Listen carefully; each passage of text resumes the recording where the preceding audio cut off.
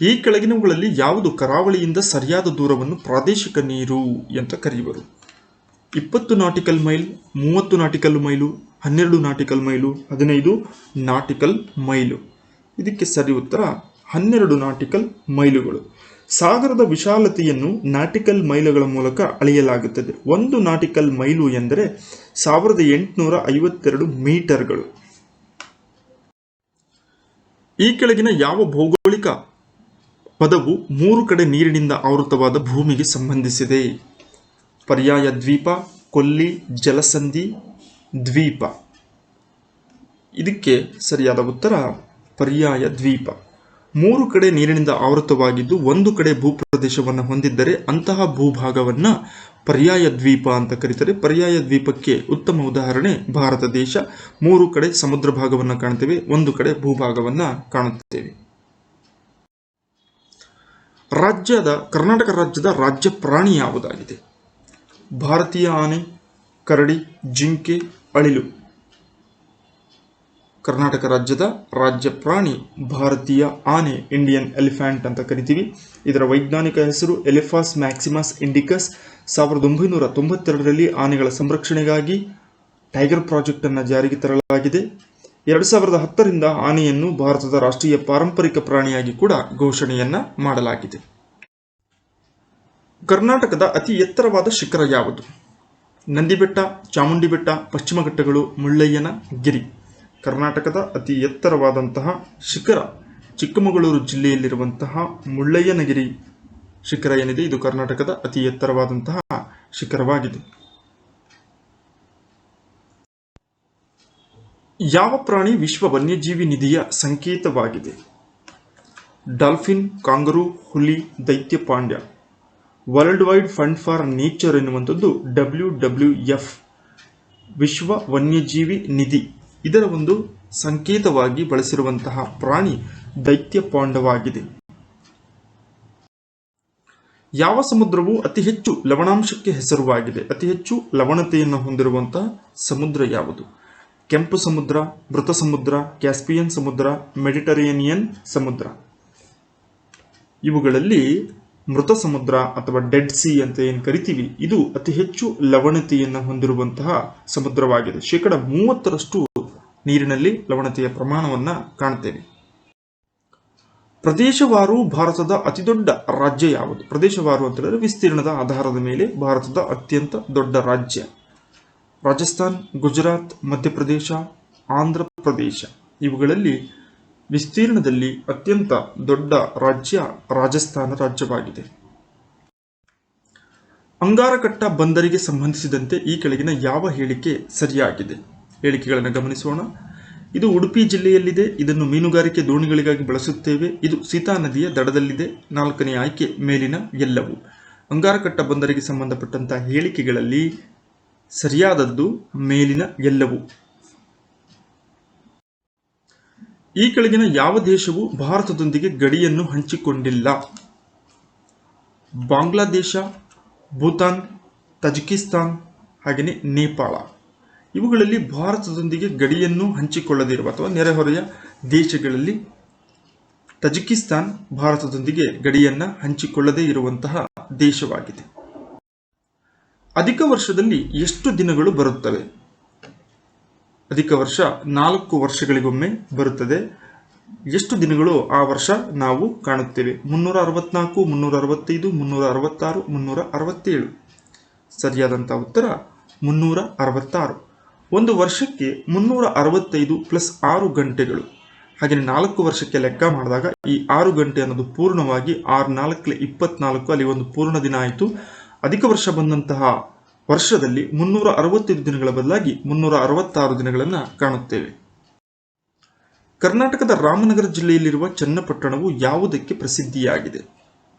ಚನ್ನಪಟ್ಟಣ ಯಾವುದಕ್ಕೆ ಪ್ರಸಿದ್ಧಿಯಾಗಿದೆ? ರೇಷ್ಮೆ, ಶ್ರೀಗಂಧ, ಆಟಿಕೆಗಳು, ಅಗರಬತ್ತಿ. ಇದಕ್ಕೆ ಸರಿಯಾದ ಉತ್ತರ ರಾಮನಗರದ ಚನ್ನಪಟ್ಟಣ ಏನಿದೆ, ಮಕ್ಕಳ ಆಟಿಕೆ ಸಾಮಾನುಗಳಿಗೆ ಅತ್ಯಂತ ವಿಶೇಷವಾದಂತಹ ಸ್ಥಳವಾಗಿದೆ. ಮೌಂಟ್ ಎವರೆಸ್ಟ್ ಶಿಖರವನ್ನು ಏರಿದ ಮೊದಲ ಭಾರತೀಯ ಮಹಿಳೆ ಯಾರು? ಜಗತ್ತಿನ ಅತ್ಯಂತ ಎತ್ತರವಾದಂತಹ ಶಿಖರ ಮೌಂಟ್ ಎವರೆಸ್ಟ್. ಇದನ್ನು ಏರಿದಂತಹ ಮೊದಲ ಮಹಿಳೆ ಯಾರು ಅಂತ ಕೇಳಿದರೆ ಸುನಿತಾ ವಿಲಿಯಮ್ಸ್, ಬಚೇಂದ್ರಿ ಪಾಲ್, ರಾಣಿ ಕುಮಾರ್, PT ಉಷಾ. ಇವರಲ್ಲಿ ಸರಿಯಾದಂಥ ಉತ್ತರ ಬಚೇಂದ್ರಿ ಪಾಲ್ ಮೌಂಟ್ ಎವರೆಸ್ಟ್ ಅನ್ನು ಏರಿದಂಥ ಮೊದಲ ಭಾರತೀಯ ಮಹಿಳೆಯಾಗಿದ್ದಾರೆ. ಬಂಡೀಪುರ ರಾಷ್ಟ್ರೀಯ ಉದ್ಯಾನವನ ಯಾವ ಜಿಲ್ಲೆಯಲ್ಲಿದೆ? ತುಮಕೂರು, ಧಾರವಾಡ, ವಿಜಯಪುರ, ಚಾಮರಾಜನಗರ. ಇದಕ್ಕೆ ಸರಿಯಾದ ಉತ್ತರ ಚಾಮರಾಜನಗರ ಜಿಲ್ಲೆಯಾಗಿದೆ. ಕರ್ನಾಟಕದಲ್ಲಿ ಒಟ್ಟು 5 ರಾಷ್ಟ್ರೀಯ ಉದ್ಯಾನವನಗಳಿದ್ದು ಬಂಡೀಪುರ ರಾಷ್ಟ್ರೀಯ ಉದ್ಯಾನವನ ಚಾಮರಾಜನಗರದಲ್ಲಿ ಕಂಡುಬಂದು ಇದು ಭಾರತದಲ್ಲಿ ಅತಿ ಹೆಚ್ಚು ಸುರಕ್ಷಿತ ರಾಷ್ಟ್ರೀಯ ಉದ್ಯಾನವನವಾಗಿದೆ. ಈ ಕೆಳಗಿನ ಯಾವುದು ಪ್ರಾಥಮಿಕ ವಲಯವಾಗಿದೆ? ಕೃಷಿ ವಲಯ, ಹಾಲು ಉತ್ಪಾದಕತೆ, ಆರ್ಥಿಕತೆ, ಕೈಗಾರಿಕೆಗಳು. ಯಾವುದನ್ನು ನಾವು ಪ್ರಾಥಮಿಕ ವಲಯ ಅಂತ ಕರಿತೀವಿ? ಇದಕ್ಕೆ ಸರಿ ಉತ್ತರ ಕೃಷಿ ವಲಯವನ್ನು, ಕೃಷಿ ಸಂಬಂಧಿತ ಚಟುವಟಿಕೆಗಳನ್ನು ನಾವು ಅರ್ಥಶಾಸ್ತ್ರದಲ್ಲಿ ಪ್ರಾಥಮಿಕ ವಲಯದ ಅಡಿಯಲ್ಲಿ ಗುರುತಿಸಲಾಗುತ್ತೆ. ಹಳದಿ ಕ್ರಾಂತಿ ಯಾವುದಕ್ಕೆ ಸಂಬಂಧಿಸಿದೆ? ಯೆಲ್ಲೋ ರೆವಲ್ಯೂಷನ್ ಅಂತ ಕರಿತೀವಿ. ಇದು ಯಾವುದಕ್ಕೆ ಸಂಬಂಧಿಸಿದೆ? ಮೀನುಗಾರಿಕೆ, ಡೈರಿ ಅಭಿವೃದ್ಧಿ, ತೈಲ ಬೀಜಗಳ ಉತ್ಪಾದನೆ, ಹಾಗೆಯೇ ಆಹಾರ ಉತ್ಪಾದನೆ. ಇದಕ್ಕೆ ಸರಿ ಉತ್ತರ ತೈಲ ಬೀಜಗಳು ಅಥವಾ ಎಣ್ಣೆ ಬೀಜಗಳ ಉತ್ಪಾದನೆಗೆ ಸಂಬಂಧಪಟ್ಟಂತಹ ಅಭಿವೃದ್ಧಿ ಕೈಗೊಂಡಂತಹ ಕ್ರಮವನ್ನು ಹಳದಿ ಕ್ರಾಂತಿ ಅಂತ ಕರೆಯುತ್ತೇವೆ. ಕಾಫಿಯಲ್ಲಿರುವ ಮುಖ್ಯ ಸಕ್ರಿಯ ಘಟಕವೆಂದರೆ ಯಾವುದು? Morphine, caffeine, nicotine, aspirin. ಇದಕ್ಕೆ ಸರಿ ಉತ್ತರ ಕಾಫಿಯಲ್ಲಿರುವಂತಹ ಪ್ರಮುಖ ಸಕ್ರಿಯ ಘಟಕ ಅಂತ ಹೇಳಿದರೆ ಅದು ಕೆಫಿನ್ ಆಗಿದೆ. ಕೆಫಿನ್ ಅನ್ನ ಕಾಫಿಯಲ್ಲಿರುವಂತಹ ಮುಖ್ಯ ಸಕ್ರಿಯ ಘಟಕಗಳು ಅಂತ ಕರಿತೀವಿ. ಭಾರತದಲ್ಲಿ ಎಷ್ಟು ರಾಜ್ಯಗಳು ಕರಾವಳಿ ತೀರವನ್ನು ಹೊಂದಿವೆ? 7 ರಾಜ್ಯಗಳು, 8, 9 ಹಾಗೆಯೇ 6. ಭಾರತದಲ್ಲಿ ಒಟ್ಟು ಕರಾವಳಿ ತೀರವನ್ನು ಹೊಂದಿರುವಂತಹ ರಾಜ್ಯಗಳ ಸಂಖ್ಯೆ 9 ಆಗಿದೆ. ಗುಜರಾತ್, ಮಹಾರಾಷ್ಟ್ರ, ಗೋವಾ, ಕರ್ನಾಟಕ, ಕೇರಳ, ತಮಿಳುನಾಡು, ಆಂಧ್ರಪ್ರದೇಶ, ಒಡಿಸ್ಸಾ, ಕೊನೆಯದಾಗಿ ಪಶ್ಚಿಮ ಬಂಗಾಳ. ಒಟ್ಟು 9 ರಾಜ್ಯಗಳು ಕರಾವಳಿ ತೀರವನ್ನು ಹೊಂದಿದ್ದಾವೆ. ಭಾರತದ ಉತ್ತರ ಪ್ರದೇಶ ಮತ್ತು ಮಹಾರಾಷ್ಟ್ರ ರಾಜ್ಯಗಳು ಈ ಕೆಳಗಿನ ಬೆಳೆಗೆ ಅತ್ಯಂತ ಪ್ರಸಿದ್ಧವಾಗಿವೆ. ಸೊ ಅನೇಕ ಬೆಳೆಗಳನ್ನು ಬೆಳೀತಾರೆ ಈ ರಾಜ್ಯಗಳಲ್ಲಿ, ಆದರೆ ಈ ಒಂದು ಬೆಳೆಗೆ ಇವು ಅತ್ಯಂತ ಪ್ರಸಿದ್ಧವಾಗಿದ್ದಾವೆ. ಯಾವುದದು? ಕಬ್ಬು. ಮಹಾರಾಷ್ಟ್ರದಲ್ಲಿ ಸಕ್ಕರೆ ಕಾರ್ಖಾನೆಗಳನ್ನು ಹೆಚ್ಚಿನ ಪ್ರಮಾಣದಲ್ಲಿ ಕಾಣ್ತೇವೆ, ಹಾಗೆ ಉತ್ತರ ಪ್ರದೇಶದಲ್ಲಿ ಅತಿ ಹೆಚ್ಚು ಪ್ರಮಾಣದಲ್ಲಿ ಇದನ್ನು ಬೆಳೆಯುತ್ತಾರೆ. ಗಾರೋ ಎಂಬ ಬುಡಕಟ್ಟು ಜನಾಂಗ ಯಾವ ರಾಜ್ಯದಲ್ಲಿದೆ? ಸೊ ಇದಕ್ಕೆ ಸರಿ ಉತ್ತರ ಮೇಘಾಲಯದಲ್ಲಿ ಈ ಒಂದು ಬುಡಕಟ್ಟು ಜನಾಂಗವನ್ನ ಕಾಣ್ತೇವೆ. ಸಟ್ಲೇಜ್ ನದಿಯ ಪ್ರಾಚೀನ ಹೆಸರನ್ನು ಗುರುತಿಸಿ. ಸೊ ಇದರಲ್ಲಿ ಕೊಟ್ಟಿರುವಂತದ್ರಲ್ಲಿ ಸಟ್ಲೇಜ್ ನದಿಯ ಪ್ರಾಚೀನವಾದಂತಹ ಹೆಸರು ಶತುದ್ರಿ ಅಂತ ಕರಿತೀವಿ, ಅಥವಾ ಶತದ್ರು ಅಂತಲೂ ಕರಿತೀವಿ. ಸಂಸ್ಕೃತದಿಂದ ಉದ್ಭವವಾಗಿರುವಂತಹ ಶಬ್ದವಾಗಿದ್ದು ಇದು ಸಟ್ಲೇಜ್ ನದಿಯ ಪ್ರಾಚೀನವಾದಂತಹ ಹೆಸರಾಗಿದೆ. ಪಂಜಾಬ್ನಲ್ಲಿ ಹರಿಯುವಂತಹ ಪಂಚ ನದಿಗಳಲ್ಲಿ ಇದು ಕೂಡ ಒಂದಾಗಿದೆ. ರೇಗರ್ ಎಂಬುದು ಈ ಕೆಳಗಿನ ಯಾವುದಕ್ಕೆ ಸಂಬಂಧಿಸಿದೆ? ಸೊ ರೇಗಾರ್ ಅಥವಾ ರೇಗರ್ ಇದು ಕಪ್ಪು ಹತ್ತಿ ಮಣ್ಣು ಅಥವಾ ಕಪ್ಪು ಮಣ್ಣಿನ ಮತ್ತೊಂದು ಹೆಸರಾಗಿದೆ. Black soil is also called as a regur soil ಅಂತ ಕರಿತೀವಿ. ಇದು ಹತ್ತಿ ಬೆಳೆಗೆ ಅತ್ಯಂತ ಸೂಕ್ತವಾಗಿರುವಂತಹ ಮಣ್ಣಾಗಿದ್ದು ದಖನ್ ಪ್ರಸ್ಥಭೂಮಿಯಲ್ಲಿ ಹೆಚ್ಚಿನ ಪ್ರಮಾಣದಲ್ಲಿ ಈ ಒಂದು ಮಣ್ಣನ್ನು ನಾವು ಕಾಣುತ್ತೇವೆ. ವಾತಾವರಣದ ಯಾವ ಪದರದಲ್ಲಿ ಬಹುತೇಕ ಹವಾಮಾನ ಸಂಗತಿಗಳು ಘಟಿಸುತ್ತವೆ? ಇದಕ್ಕೆ ಸರಿ ಉತ್ತರ ಟ್ರೋಪೋಸ್ಪಿಯರ್ ಆಗಿದೆ.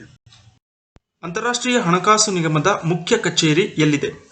The head quarter of IMF, international monetary fund ಅಂತ ಕರಿತೀವಿ. ಇದರ ಒಂದು ಮುಖ್ಯ ಕೇಂದ್ರ ಕಚೇರಿ ಅಮೆರಿಕದ ವಾಷಿಂಗ್ಟನ್ DC ನಲ್ಲಿದೆ. ವಾಷಿಂಗ್ಟನ್ DC ಅಮೆರಿಕದ ರಾಜಧಾನಿಯೂ ಸಮೇತ ಹೌದು. ಮಧ್ವಾಚಾರ್ಯರು ಪ್ರತಿಪಾದಿಸಿದ ತತ್ವ ಯಾವುದು? ಅದ್ವೈತ, ದ್ವೈತ, ವಿಶಿಷ್ಟಾದ್ವೈತ ಮತ್ತು ಶಕ್ತಿ ವಿಶಿಷ್ಟಾದ್ವೈತ. ಇದರಲ್ಲಿ ಕರ್ನಾಟಕದ ಉಡುಪಿಯಲ್ಲಿ ಇದ್ದಂತಹ ಮಧ್ವಾಚಾರ್ಯರು ಪ್ರತಿಪಾದನೆ ಮಾಡಿದಂತಹ ಸಿದ್ಧಾಂತ ಅಥವಾ ತತ್ವ ದ್ವೈತ ಸಿದ್ಧಾಂತ. ಇದನ್ನ ಡ್ಯುಯಲಿಸಮ್ ಅಂತಲೂ ಕೂಡ ಇಂಗ್ಲಿಷ್ನಲ್ಲಿ ಕರೀತಾರೆ. ಚುನಾವಣಾ ಆಯೋಗವನ್ನು ಯಾವ ವಿಧಿಯ ಅನ್ವಯ ಸ್ಥಾಪಿಸಲಾಯಿತು? ಸಂವಿಧಾನದ 324ನೇ ವಿಧಿ ಅನ್ವಯ ಭಾರತದಲ್ಲಿ ಚುನಾವಣಾ ಆಯೋಗವನ್ನು ಸ್ಥಾಪನೆ ಮಾಡಲಾಗಿದೆ. ಭಾರತದಲ್ಲಿ ನಡೆಯುವಂತಹ ಚುನಾವಣೆಗಳ ನಡೆಸುವಂತಹ ಜವಾಬ್ದಾರಿಯನ್ನ ಚುನಾವಣಾ ಆಯೋಗ ಹೊಂದಿರುತ್ತದೆ. ಪ್ರಸ್ತುತ ಚುನಾವಣಾ ಆಯೋಗದ ಮುಖ್ಯ ಆಯುಕ್ತರು ಸುನಿಲ್ ಅರೋರಾ. ಪ್ರಧಾನಮಂತ್ರಿ ನೇಮಕದ ಬಗ್ಗೆ ವಿವರಿಸುವಂತಹ ವಿಧಿ ಯಾವುದು? 73, 75, 74, 70. 75ನೇ ವಿಧಿ ಏನಿದೆ ಇದು ಪ್ರಧಾನಮಂತ್ರಿಗಳ ನೇಮಕದ ಬಗ್ಗೆ ಮಾಹಿತಿಯನ್ನು ನೀಡುತ್ತದೆ. ಅತಿ ಹೆಚ್ಚು ಪ್ರಧಾನಮಂತ್ರಿಗಳನ್ನು ನೀಡಿದ ರಾಜ್ಯ ಯಾವುದು? ಅಂದರೆ ಯಾವ ರಾಜ್ಯಗಳಿಂದ ಹೆಚ್ಚು ಜನರು ಆಯ್ಕೆಯಾಗಿದ್ದಾರೆ ಪ್ರಧಾನಮಂತ್ರಿಗಳಾಗಿ ಅಂತ ಹೇಳಿದರೆ ಉತ್ತರ ಪ್ರದೇಶ. ಒಟ್ಟು 8 ಜನ ಪ್ರಧಾನಮಂತ್ರಿಗಳು ಉತ್ತರ ಪ್ರದೇಶದಿಂದ ಆಯ್ಕೆಯಾಗಿದ್ದಾರೆ. ಸಂಸತ್ತಿನ ಸದಸ್ಯರಿಗೆಲ್ಲ ಪ್ರಮಾಣ ವಚನವನ್ನು ಬೋಧಿಸುವವರು ಯಾರು? ರಾಷ್ಟ್ರಪತಿಗಳು, ಸಭಾಪತಿ ಅಥವಾ ಹಂಗಾಮಿ ಸಭಾಪತಿ, ಉಪಸಭಾಪತಿ, ಪ್ರಧಾನಮಂತ್ರಿ. ಆಯ್ಕೆ 2, ಸಭಾಪತಿ ಅಥವಾ ಹಂಗಾಮಿ ಸಭಾಪತಿಯಾಗಿ ಯಾರಿರ್ತಾರೋ ಅವರು ಸಂಸತ್ತಿನ ಎಲ್ಲ ಸದಸ್ಯರಿಗೂ ಸಮೇತ ಸದನದಲ್ಲಿ ಪ್ರಮಾಣ ವಚನವನ್ನು ಬೋಧಿಸುವರು. ಸುಪ್ರೀಂ ಕೋರ್ಟ್ನ ಇತರೆ ನ್ಯಾಯಾಧೀಶರಿಗೆ ಪ್ರಮಾಣ ವಚನವನ್ನು ಬೋಧಿಸುವವರು ಯಾರು? ಮುಖ್ಯ ನ್ಯಾಯಮೂರ್ತಿಗಳಿಗೆ ರಾಷ್ಟ್ರಪತಿಗಳು ಬೋಧಿಸ್ತಾರೆ, ಆದರೆ ಇತರೆ ನ್ಯಾಯಾಧೀಶರು, ಇನ್ನುಳಿದಂಥ ನ್ಯಾಯಾಧೀಶರುಗಳಿಗೆ ಪ್ರಮಾಣ ವಚನವನ್ನು ಬೋಧಿಸುವವರು ಯಾರು? ಆಯ್ಕೆ 2, ಸುಪ್ರೀಂ ಕೋರ್ಟ್ನ ಮುಖ್ಯ ನ್ಯಾಯಾಧೀಶರು, ಚೀಫ್ ಜಸ್ಟಿಸ್ ಆಫ್ ಇಂಡಿಯಾ ಏನಿರ್ತಾರೆ ಇವರು ಇತರೆ ನ್ಯಾಯಾಧೀಶರಿಗೆ ಪ್ರಮಾಣ ವಚನವನ್ನು ಬೋಧಿಸುವರು. ರಾಜ್ಯಕ್ಕೆ ಒಂದು ಉಚ್ಚ ನ್ಯಾಯಾಲಯ ಹೊಂದಿರಬೇಕು ಎಂದು ಸೂಚಿಸುವಂತಹ ವಿಧಿ ಯಾವುದು? ಹೈಕೋರ್ಟ್ನ ಬಗ್ಗೆ ಮಾಹಿತಿಯನ್ನು ನೀಡುವಂಥದ್ದು. 214ನೇ ವಿಧಿ. ಸೊ ಇದು ರಾಜ್ಯಕ್ಕೆ ಒಂದು ಹೈಕೋರ್ಟನ್ನು ಹೊಂದಿರಬೇಕು ಎನ್ನುವಂಥ ಮಾಹಿತಿಯನ್ನು ತಿಳಿಸುತ್ತದೆ.